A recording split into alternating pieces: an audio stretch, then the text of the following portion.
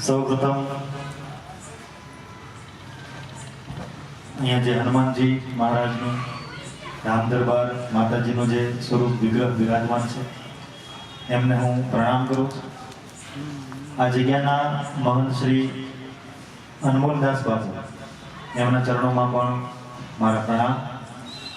અહીંયા ઉપસ્થિત સોમનાથથી વધારેલા દાદા હનુમાન ચરિત્રનું ગાન કરવાના છે, એમના ચરણોમાં પણ મારા પ્રણામ. અહીંયા ઉપસ્થિત આપ સર્વે સનાતનીઓને મારા પ્રણામ. જય શ્રી રામ. ખાસ તો અમારે રસિક બાબુ એમને પણ હું પ્રણામ કરું. એમના હૃદયના ભાવને પણ હૃદયથી હું વધાવી લઉં છું. આજથી લગભગ 15-20 વર્ષ 20 દિવસ પહેલા સુરતમાં એક પ્રસંગમાં અમારે બાપુ સાથે મુલાકાત થઈ. એકબીજાનો પરિચય થયો, ઓળખાણ થઈ અને લાંબો સંવાદ અને સત્સંગ થયો. એ સત્સંગ દરમિયાન મેં ધર્મની વાત નીકળી એટલે મેં કીધું કે બાપુ આવનારી પેઢી માટે મેં એક નવી કથાની શરૂઆત કરી છે, વૈદિક સનાતન ધર્મ કથા. બાપુએ રુચિ દાખવી કે એમાં બાપુ શું હોય, તમે શું કરો? એટલે મેં બધી વાત કરી કે આપણા ધર્મના જે વાર તહેવાર છે, વિધિ વિધાનો છે, પવિત્ર પ્રતીકો છે, એમની પાછળ એક સટીક વિજ્ઞાન જોડાયેલું છે જે કોઈને કોઈ કારણોસર આજ સુધી આપણા સુધી પહોંચ્યું નથી. એ આ કથાના માધ્યમથી હું પહોંચાડું છું. ખાસ યુવાનો માટે આ કથા મેં તૈયાર કરી છે. એમને આ વિષયમાં રસ પડ્યો. એમના શબ્દો મને યાદ છે કે બાપુ એટલે ફેબ્રુઆરી અમારા દીકરાના લગ્ન છે, ત્યાં સુધી હું વ્યસ્ત છું, પણ પછી બધી નિવૃત્તિમાંથી હું મુક્ત છું. છેલ્લી જવાબદારી મારી ફેબ્રુઆરી પૂરી થાય છે, પછી હું તમારી સાથે છું. આપણે આ ધર્મકથા જે કરો છો એ બધે આયોજન કરીશું. એટલે મને એમ કે ફેબ્રુઆરી પછી ફોન આવશે, મેં ડિસેમ્બરમાં જ આયોજન કરી નાખ્યું. આ એમની રુચિતા દેખાડે છે ધર્મ પ્રત્યે. તો આ સનાતન ધર્મનો ભાવ પ્રત્યે છે એને હું હૃદયથી વધાવી લઉં છું. અને કહેવાની ઈચ્છા થાય કે રસિક બાપુ જેવા ગામે ગામે મને 2-4 સાધુ મળી જાય તો આ ધર્મની ધ્વજા જે ફફડે છે ને એને ફરકથી કરી દેવી પડે. તો એમના ભાવને હું ફરીથી વધાવી લઉં છું. તો આવો સમય પણ આપણી પાસે ઓછો છે અને બોલવાનું બહુ ઘણું છે, એટલે મહત્વના મુદ્દા છે આપણે લઈ. તો વૈદિક સનાતન ધર્મકથા એક નવી જ કથા તમારી સામે લઈને હું આવ્યો છું. આમ તો તમે રામકથા, ભાગવત, દેવી ભાગવત, શિવ મહાપુરાણના કથા તો સાંભળતા જ હો, પણ આ એક નવી ધર્મકથા છે. સૌપ્રથમ તો કથાના બીજારોપણ વિશે મારે વાત કરવી છે કે આ કથા કરવાનો વિચાર કે આ કથા કરવાની પ્રેરણા મને ક્યાંથી મળી. તો આજથી લગભગ 10 થી 11 મહિના પહેલા તમારા જ વિસ્તાર એટલે જામનગરથી મારી ઉપર એક વ્યક્તિનો ફોન આવ્યો. આપણા ધર્મના નહોતા, અન્ય ધર્મના વ્યક્તિ. મને કે પુનિત બાબુ હરિયાણી? મેં કીધું હા. તો કે મારે તમને થોડાક પ્રશ્ન પૂછવા છે. બધું પૂછો. મને એમ કે રામચરિત માનસ મારો વિષય છે એટલે રામાયણ વિશે કોઈ પ્રશ્ન પૂછશે. પહેલો જ પ્રશ્ન મને પૂછ્યો કે તમે હિન્દુ? મેં કીધું હા. તો કે હિન્દુ શબ્દનો અર્થ શું થાય? હિન્દુની પરિભાષા શું? આ એક પહેલો પ્રશ્ન એવો હતો કે જેનો ઉત્તર મારી પાસે નહોતો અને જીવનમાં કોઈ દિવસ વિચાર્યું પણ નહોતું હું હિન્દુ છું તો હિન્દુ શબ્દનો અર્થ શું થતું હશે. એટલે મેં કીધું મને ખબર નથી, તમે વાત કરો. એટલે એણે મને હિન્દુ શબ્દની પરિભાષા આપી, પણ સાવ ખોટી, ભ્રમિત કરવા માટે કે હિન્દુ એટલે ચોર, હિન્દુ એટલે ઠીંગણો, હિન્દુ એટલે લૂંટેરો. અમારા પૂર્વજો જ્યારે પહેલી વખત અહીં હિન્દુસ્તાનમાં આવ્યા, તમારી કદ, કાઠી, આકાર, સ્વભાવને જોયું, તમને કીધું આ હિન્દુ છે. અમે જે ગાળ આપીએ ગાળ લઈને તમે બધા કરો. એટલે હૃદયમાં તો એક ભરોસો હતો કે આવું કોઈ દિવસ હોય નહીં. જે શબ્દ માટે મહારાણા પ્રતાપ, બંદા બહાદુર, રાણી લક્ષ્મીબાઈ, ગુરુ ગોવિંદસિંહજી, છત્રપતિ શિવાજી, સંભાજી મહારાજે લોહી રેડી દીધું હોય એ શબ્દનો અર્થ આવો મલિન કોઈ દિવસ ન થાય, એટલો તો ભરોસો. પણ મારી પાસે કોઈ શાસ્ત્રનું પ્રમાણ તો હોવું જોઈએ કે જે એની વાતનું હું ખંડન કરી શકું. એ નહોતું, સ્વીકારવું પડ્યું. પછી વેદ વિશે પૂછ્યું, ઉપનિષદો વિશે પૂછ્યું, પુરાણો વિશે પૂછ્યું, સ્મૃતિ ગ્રંથો વિશે પૂછ્યું, મનુસ્મૃતિ વિશે પૂછ્યું.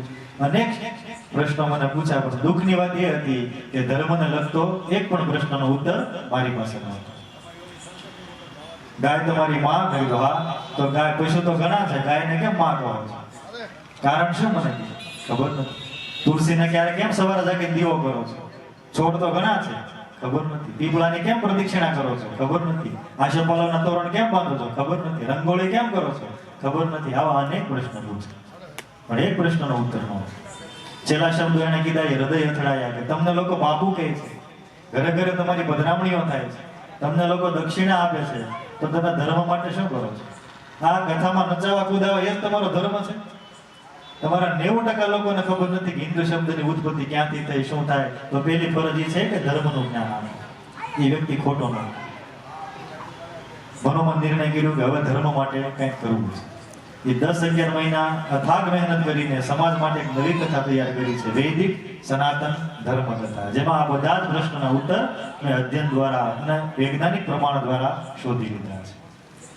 જે પણ વ્યક્તિ આ 3 કલાકની કથા સાંભળી લે એને ધર્મને લગતો કોઈ પ્રશ્ન એને સતાવે નહીં. એટલું બધું ગહન અધ્યયન કરીને વિજ્ઞાન દ્વારા એ બધી વાત રજૂ કરવાની છે. તો આ કથા છે એને મેં 9 ખંડમાં વહેંચી છે. જેમ રામચરિત માનસના 7 ચોપાન છે, 7 કાંડ છે. શ્રીમદ ભગવદ્ ગીતાના જેમ 18 અધ્યાય છે. ભાગવતના જેમ 12 સ્કંદ છે, એમ આપણી ધર્મકથાના 9 ખંડ છે. પહેલો ખંડ એ સૃષ્ટિખંડ છે. આ સૃષ્ટિખંડમાં અમે વાત કરીએ કે આ સૃષ્ટિની ઉત્પત્તિ કઈ રીતે થઈ.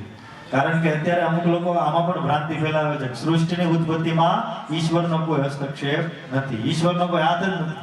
એ તો 11 અબજ વર્ષ પહેલા બ્રહ્માંડમાં એક એવી ઘટના ઘટી, વિસ્ફોટ થયો, અને વિસ્ફોટ થવાથી કણ નીકળ્યા અને સૃષ્ટિ આપોઆપ બની ગઈ. એના નામ આપ્યું બિગ બેંગ થિયરી, કે ઈશ્વરે નથી બનાવી, વિસ્ફોટ થવાથી બની. આ વાત ગળે ઉતરે? આ વાત ગળે ઉતરે નહીં. આ સંસારમાં જો નાની એવી ટાચણી આપોઆપ ન બનતી હોય તો આવી સુંદર સૃષ્ટિ આપોઆપ બની જાય? આ પહેલો પ્રશ્ન છે.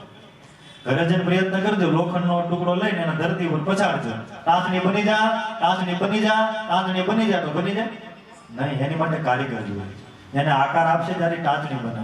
તો આવી સુંદર ક્રમબદ્ધ રીતે ચાલતી સૃષ્ટિ આપણું ધડાકાથી બને નહીં. એની માટે એક પરમ જ્ઞાની, એક પરમ તત્વજ્ઞાની, એક પરમ વિજ્ઞાની, એક પરમ તત્વની જરૂર પડે, અને એ છે ઈશ્વર. એ પ્રમાણ થઈ કે ઈશ્વરે આ સૃષ્ટિનું સર્જન કર્યું છે. પણ આમ વાતો કરવાથી નહીં, આપણી પાસે પ્રમાણ કઈ રીતે સૃષ્ટિનું નિર્માણ થયું આપણે એને કેવું પડશે. તો સૃષ્ટિખંડમાં અમે એ વાત કરી કે સૃષ્ટિની રચના કઈ રીતે થઈ. બીજો ખંડ એ વેદખંડ છે. વેદખંડમાં વેદ વિશે અમે વાત કરતા હોઈએ છીએ કે વેદની સંખ્યા કેટલી, ઉપવેદોની સંખ્યા કેટલી, વેદના રચયિતા કોણ, વેદનો વિસ્તાર કોણે કર્યો, વેદોમાં કયા વેદમાં શેનું વર્ણન છે, એ બધું વેદખંડમાં વાત આવતું હોય છે. ત્રીજો ખંડ છે એ વેદાંત અને વેદાંગ ખંડ છે. વેદોના 6 અંગ અને ઉપનિષદો વિશે અમે ત્રીજા ખંડમાં વાત કરતા હોઈએ. ચોથો ખંડ છે એ ધર્મખંડ છે, જેમાં અમે ધર્મ વિશે વાત કરીએ છીએ. ધર્મ શું છે, અધર્મ શું છે, સ્વધર્મ શું છે, આપધર્મ શું છે, ધર્મના લક્ષણો ક્યાં છે, અને ખાસ વર્તમાન સમયમાં આ ધર્મનું જતન કઈ રીતે કરવું, એ વાત અમે ધર્મખંડમાં કરી. છઠ્ઠો ખંડ છે એ આવિષ્કાર ખંડ છે. પાંચમો ખંડ એ હિન્દુ સંસ્કૃતિ ખંડ છે, જેમાં અમે હિન્દુ શબ્દની પરિભાષા સ્પષ્ટ કરીએ છીએ કે હિન્દુ શબ્દનો અર્થ શું થાય, હિન્દુના લક્ષણો ક્યાં છે, હિન્દુના ગુણ ક્યાં છે, એ બધી વાત એ હિન્દુ સંસ્કૃતિ ખંડમાં થાય છે. છઠ્ઠો ખંડ છે આવિષ્કાર ખંડ છે. આવિષ્કાર ખંડમાં આપણા ઋષિમુનિઓ દ્વારા જે મહત્વના આવિષ્કારો થયા છે એની વિસ્તારથી વાત કરતા હોય. કારણ કે અત્યારે અમુક લોકો સાવ ના જ પડે લ્યો કે ભારતમાં કઈ આવિષ્કાર થયા જ નથી. જે પણ નાના મોટા આવિષ્કાર થયા ને બધા અમે જ કર્યા, ભારતે તો કઈ કર્યું જ નથી. તો પ્રમાણ સાથે રજૂ કરીએ છીએ કે આપણા ઋષિમુનિઓએ ક્યાં ક્યાં આવિષ્કાર કર્યા અને કોણે કોણે પોતાના નામે ચોરી લીધા છે, એ બધું આવિષ્કાર ખંડમાં રજૂ કર્યું. સાતમો ખંડ છે જે વિજ્ઞાન ખંડ છે, જે આ કથાનો પ્રાણ છે. વિજ્ઞાન ખંડ એટલે આપણે જે માન્યતાઓ, વિધિ વિધાન, તહેવારો અને પ્રતીકોનું વિજ્ઞાન છે એ અમે રજૂ કરી. જેમ કે તિલકનું વિજ્ઞાન, શિખાનું વિજ્ઞાન, રંગોળીનું વિજ્ઞાન, આશોપાલવના તોરણનું વિજ્ઞાન, કીર્તનનું વિજ્ઞાન, મંદિરનું વિજ્ઞાન, આવા 108 વિજ્ઞાન છે કે જે પ્રમાણ સાથે રજૂ કરીએ છીએ. આઠમો ખંડ છે એ ભક્તિ ખંડ છે, જેમાં નવોદા ભક્તિનું નિરૂપણ કરીએ છીએ. કારણ કે ભક્તિ વગર તો જીવન નકામું છે, અને ભક્તિ સાથે વિજ્ઞાન જોડાયેલું છે. હાર્મોનિયમ વગાડવાનું વિજ્ઞાન છે, ઘંટ વગાડવાનું વિજ્ઞાન છે, નગારો વગાડવાનું વિજ્ઞાન છે. આ બધું વિજ્ઞાન છે. ગુંબજના દર્શન કરો, ધ્વજાના દર્શન કરો, મૂર્તિના દર્શન કરો, તમે પ્રદક્ષિણા કરો, એ બધાનું વિજ્ઞાન છે. એ બધા જ વિજ્ઞાન અમે આમાં રજૂ કરતા હોઈએ છીએ. અને નવમો ખંડ છે એ મુક્તિ ખંડ છે, કે શરીરમાંથી આ દેહમાંથી આત્મા નીકળીને ક્યાં જાય ને કઈ રીતે દેહ ધારણ કરે, એ આપણે મુક્તિ ખંડમાં વાત કરીએ છીએ. કારણ કે વિજ્ઞાન એવું કે અમારી પાસે બધા ઉત્તર છે, પણ આ ઉત્તર નથી કે આત્મા નીકળીને ક્યાં જાય અને કઈ રીતે દેહ ધારણ કરે. આ લાખો વર્ષો પહેલા આપણા વેદોએ કહી દીધું. કે આત્માની કોઈ ત્યાં જાય ને કઈ રીતે કર્મ અનુસાર પોતાનો દેહ ધારણ કરે, એ મુક્તિ ખંડમાં વાત કરી. હવે બધા ખંડ એટલા બધા ગહન અને ઊંડાઈવાળા છે કે બધા ખંડની તો વાત ન કરી શકીએ આપણે, એટલો સમય નથી આપણી પાસે. પણ મહત્વના ખંડ લઈએ તો હિન્દુ સંસ્કૃતિ ખંડથી શરૂઆત કરીએ. ખાસ હિન્દુ શબ્દનો અર્થ શું થાય, હિન્દુના ગુણ, સ્વભાવ, કર્મની આપણે થોડી વાતો કરીએ. તો પહેલો જ પ્રશ્ન કે હિન્દુ શબ્દનો અર્થ શું થાય, હિન્દુની પરિભાષા શું? એનો તો ભ્રમિત કરવા માટે આવું કહી દીધું, આપણે સ્વીકારી લેવાનું નહીં. મને વિચાર એ આવ્યો કે હું વ્યાસપીઠ ઉપર બેસવા વાળો માણસ, તેમ છતાં પણ એને અડધી કલાકમાં મને ભ્રમિત કરી દીધું. મને વિચાર તો કરી દીધો કે આમ હશે તો જે કોરી પાટી છે એમાં શું થાય, ને તો એની વાતમાં આવી જ જાય. ત્યાંથી શરૂઆત કરીએ કે હિન્દુ શબ્દનો અર્થ શું થાય. એનો તો ત્યાં સુધી મને દાવો કર્યો હતો કે કોઈ પણ ગ્રંથમાં હિન્દુ શબ્દનો ઉલ્લેખ નથી. મેં 13 ગ્રંથ શોધી દીધા. એટલા 13 ગ્રંથ કે જ્યારે અમુક સંપ્રદાય કે અમુક ધર્મનું અસ્તિત્વ નહોતું એ પહેલાના આ ગ્રંથ છે, જેમાં માન સહિત હિન્દુ શબ્દની પરિભાષા છે. ધ્યાનથી સાંભળો. આપણા વૈદિક શાસ્ત્રો અનુસાર હિન્દુ શબ્દની પરિભાષા કે હિનશ્ય દુષ્યતિ ઇતિ હિન્દુ. હિનશ્ય દુષ્યતિ ઇતિ હિન્દુ, કે જે પોતાના જીવનમાં કોઈ દિવસ હિન પ્રવૃત્તિ કે હિંસા કરતો નથી, હકીકતમાં હિન્દુ છે. આ સાચી પરિભાષા. હિનશ્ય દુષ્યતિ ઇતિ હિન્દુ, જે કોઈ દિવસ હિન એટલે નીચ નિમ્ન પ્રવૃત્તિ કરતો નથી, હિંસા કરતો નથી, એ હિન્દુ છે. આગળ એક બૃહસ્પતિ અજ્ઞમ નામનો ગ્રંથ છે, તમે ગૂગલ પણ કરી શકો. આ બધા ગ્રંથ એટલા બધા જૂના છે કે ત્યારે એકે ધર્મ અસ્તિત્વ નહોતો, સનાતન જ હતો. એ સમયની બધી વ્યાખ્યાઓ છે. બૃહસ્પતિ અજ્ઞમ નામનો ગ્રંથ છે અને એમાં પણ હિન્દુ શબ્દનો ઉલ્લેખ મળી આવે છે. હિમાલય સમારાભ્ય યાવત ઇન્દુ સરોવર તમ દેવ નિર્મિતમ દેશમ હિન્દુસ્તાન પ્રચક્ષતે. આમાં હિન્દુ શબ્દનો પણ ઉલ્લેખ છે અને હિન્દુસ્તાન આ શબ્દનો પણ ઉલ્લેખ છે. આગળ એક શૈવ ગ્રંથ છે, એમાં પણ હિન્દુની પરિભાષા છે. હિનમ ચ દુષ્યદેવ હિન્દુ રિચ્યુ તે પ્રિય, જે અજ્ઞાનતા અને હીનતાનો સંપૂર્ણપણે ત્યાગ કરી દે એ હિન્દુ છે. અજ્ઞાનતા અને હીનતાનો ત્યાગ કરે એ હિન્દુ છે. આગળ એક ગ્રંથ છે પારિજાત હરણ. આ પારિજાત હરણ નામના ગ્રંથમાં લખ્યું છે હિનસ્તિ તપસા પાપા દેહિકામ દુષ્ટકમ હેતિભિર ચતુર્વર્ગ હિન્દુ રિત્તુ ધીયતે. પારિજાત હરણ એવું કહે છે કે જે પોતાના તપના બળે, પોતાના તેજના બળે, પોતાના ત્યાગના બળે, પોતાના સતના બળે પાપનો નાશ કરી દે એ હિન્દુ છે. ત્યારબાદ આગળ માધવ દિગ્વિજય નામનો ગ્રંથ છે. માધવ દિગ્વિજય, એમાં પણ હિન્દુની પરિભાષા છે કે હિન્દુ હિંસક દૂષક, જે જીવનમાં કોઈ દિવસ હિંસાની પ્રવૃત્તિ કરતો નથી એ હિન્દુ છે. આગળ એક ગ્રંથ છે અદ્ભુત રામકોશ. અદ્ભુત રામકોશ, એમાં પણ હિન્દુ શબ્દની પરિભાષા છે. હિન્દુ હિન્દુસ પુંસિદ્વો દુષ્ટતા ચ વિઘર્ષણે, અર્થાત જે દુષ્ટ લોકોને પોતાના પરાક્રમથી હરાવી દે અને ભગાડી દે એ હિન્દુ છે. આ પરિભાષા છે. એ પછી એક ગ્રંથ છે હેમંત કવિકોશ. આ હેમંત કવિકોશમાં પણ હિન્દુની પરિભાષા છે કે હિન્દુ રહી નારાયણ આદિ દેવતા ભક્ત, જે નારાયણ આદિ દેવતાઓનો ભક્ત છે, એનો પૂજક છે એ હિન્દુ છે. આગળ રામકોશ નામનો ગ્રંથ છે. આ રામકોશ નામના ગ્રંથમાં પણ હિન્દુની પરિભાષા છે. હિન્દુ દૃષ્ટ ન ભવતી નનાર્ય ન વિદૂષક, કે જે દુર્જન નથી, જે અનાર્ય નથી અને જે કોઈનો નિંદક નથી એ હિન્દુ છે. આગળ કીધું છે. આ સિવાય કાલિકા પુરાણ, મેરુતંત્ર, કલ્પદ્રુમ વગેરે ગ્રંથોમાં પણ હિન્દુ શબ્દનો ઉલ્લેખ છે. પારસીનો એક ધર્મ ગ્રંથ છે અવેસ્તા. આ સૌથી જૂનો ધર્મ એ પારસી છે. અવેસ્તા ગ્રંથમાં પણ હિન્દુનો શબ્દનો ઉલ્લેખ કર્યો છે અને માન સહિત કરેલો છે. અવેસ્તામાં હિન્દુ શબ્દ છે. છેલ્લું પ્રમાણ મને આપવું છે સિકંદર એલેક્ઝાન્ડર. એને જ્યારે હિન્દુસ્તાન ઉપર જ્યારે ચડાઈ કરવા માટે આવે છે ત્યારે એને સભા ભરી હતી અને આ સભામાં એવી ઈચ્છા જાહેર કરી હતી કે મારે હવે હિન્દકુશ પર્વત ઉપર ચડાઈ કરવી છે. તો સાબિત થયું કે ત્યારે હિન્દુ શબ્દ પ્રચલિત હતો. અને છેલ્લું પ્રમાણ હવે હું ઋગ્વેદનું આપું. તમને કોઈ પૂછે કે વેદમાં હિન્દુ છે તો કહેવાનું આ છે. ઋગ્વેદમાંથી શોધી લીધું છે. ઋગ્વેદમાં એક રાજાનું વર્ણન છે, એ રાજાનું નામ છે વિવ હિન્દુ. અને ઋગ્વેદમાં પણ હિન્દુ શબ્દ છે. અને હિન્દુ શબ્દનો અર્થ થાય હિનશ્ય દુષ્યતિ ઇતિ હિન્દુ. જે પોતાના જીવનકાળમાં કોઈ દિવસ હીન પ્રવૃત્તિ કરતો નથી એ હિન્દુ છે. બીજું, હિન્દુના મુખ્ય લક્ષણો કે હિન્દુ કોને ગણવા? તો વૈદિક શાસ્ત્રોમાં એના લક્ષણો બતાવ્યા છે. પહેલું કે ઓમકાર જેનો મૂળ મંત્ર છે એ હિન્દુ છે. ઓમકાર જેનો, ઓમ જેનો મૂળ છે, ઓમને જે પૂજે, ઓમને જે ભજે, ઓમને જે માને, ઓમકાર જેનો મૂળ મંત્ર એ હિન્દુ છે. બીજું, ગાયનો જે પૂજક છે, ગાયનો જે સેવક છે અને ગાયનો જે રક્ષક છે એ હિન્દુ છે.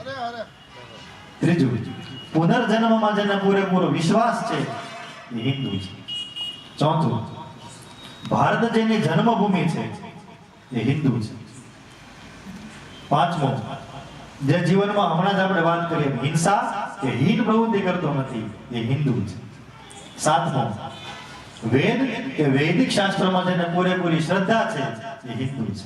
અને આઠમું લક્ષણ બતાવ્યું છે જે પ્રકૃતિનો પૂજક અને પ્રકૃતિનો જે રક્ષક છે એ હિન્દુ છે. આ વૈદિક શાસ્ત્રોમાં હિન્દુના લક્ષણો બતાવ્યા કે જે આ લક્ષણોથી લક્ષિત છે, પરિપૂર્ણ છે એ હિન્દુ છે. ત્યારબાદ આગળનો પ્રશ્ન કે હિન્દુના મુખ્ય ગુણો ક્યાં છે? બહુ મહત્વનું, હિન્દુના મુખ્ય ગુણ ક્યાં? હમણાં હું તો ઘણા બધા વર્ણવી શકું, રામચરિતમાનસનો આધાર લઈને, મહાભારતનો, પણ મારી વાત નથી કરવું. નહીં કોઈ પાછું એમ કે વરને કોણ વખાણ? વરની માં. તમે તો હિન્દુ છો, તમારે વખાણ કરો જ ને. એટલે આપણે આપણી વાત નથી કરવી. પણ વિદેશના લોકો અહીંયા જે ફરવા માટે આવ્યા હતા, ચીનથી આવ્યું, કોઈ અમેરિકાથી આવ્યું, કોઈ યુરોપમાંથી, જ્યાંથી ફરી ફરીને અહીંયા આવ્યા, હિન્દુ સાથે રહ્યા, આપણી સાથે હળીભળી ગયા, અને ત્યાં જઈને એમણે જે હિન્દુ વિશે કીધું ને એ મારે તમને કહેવું છે. એમાંથી તમે તારણ કરી લેજો કે હિન્દુ એક સમય કેવા હતા. મારી વાત નથી કરવી, મારે કોઈ ભારતના ઋષિની વાત નથી કરવી, મારે કોઈ ભારતના ફિલોસોફર્સની વાત નથી કરવી, પણ યુરોપના બહારના લોકો હિન્દુ વિશે શું કહેતા એ મારે તમને કહેવું છે. ધ્યાનથી સાંભળજો, આનંદ આવશે તમને. એમાં પહેલું નામ છે સેમ્યુઅલ જોન્સન.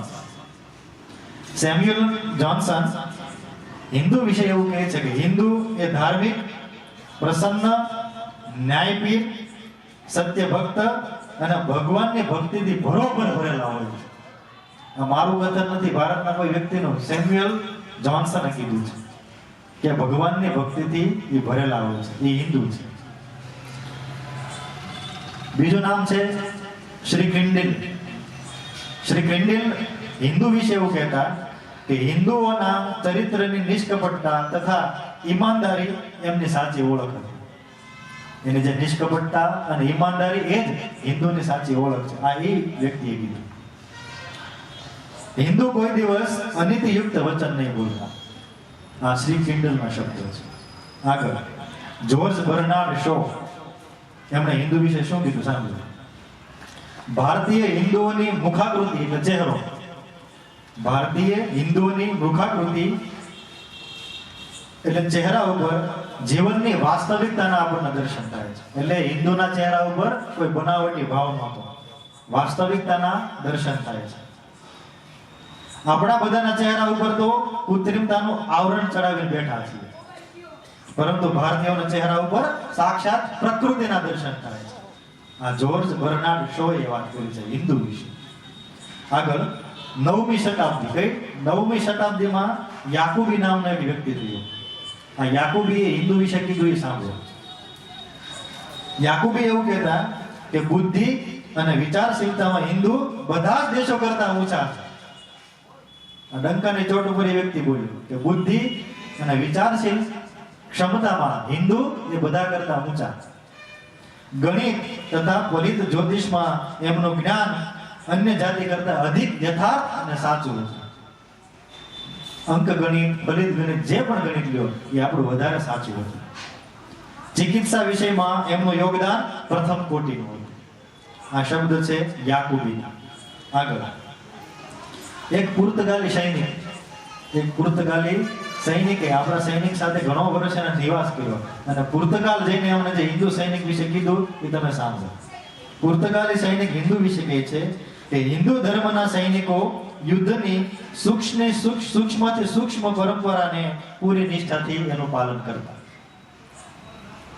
આગળ કહે છે રાત્રે લડી લેવું કે છુપાઈને ઘા કરી લેવો હિન્દુને કોઈ બી આવડતું નહીં. આ પુર્તગાલ સૈનિકે કીધું કે રાતે લડી લેવું કે પાછળથી ઘા કરી લેવો. એ હિન્દુ સૈનિકોમાં ગુણ નહોતા. હિન્દુ લોકો સાચા વીર હતા એટલે તો એમને શત્રુઓ પ્રતિ પણ લેશ માત્ર વેર નહોતો. એમણે એક લેખ લખ્યો હતો કે યુદ્ધ પૂરું થાય ને પછી એમાં બધા સાથે બેઠા હોય ને ત્યારે હિન્દુ લોકો આવીને અમને પાન આપે, અમને પ્રેમથી બોલાવે, એની ઉપરથી સાબિત થાય કે એને લેશ માત્ર પણ કોઈ પ્રત્યે વેર નહોતો. આ હિન્દુ છે. આગળ ચીની યાત્રી હુએન સાંગ, તમે નામ સાંભળ્યું છે. આ હુએન સાંગ ઘણા વર્ષ 13 વર્ષ અહીંયા ભારતમાં રહ્યો. એને હિન્દુ સાથે નિવાસ કરીને એને હિન્દુ વિશે શું કીધું એ સાંભળો. એક ભારતીય, એક હિન્દુ કોઈ દિવસ કરેલા ઉપકાર કે અપમાનને ભૂલતો નહીં. ઉપકારને ન ભૂલતો અને અપમાનને ન ભૂલતો. અપમાનનો બદલો એ પ્રાણની બાજી લગાવીને પણ લઈ લેતો.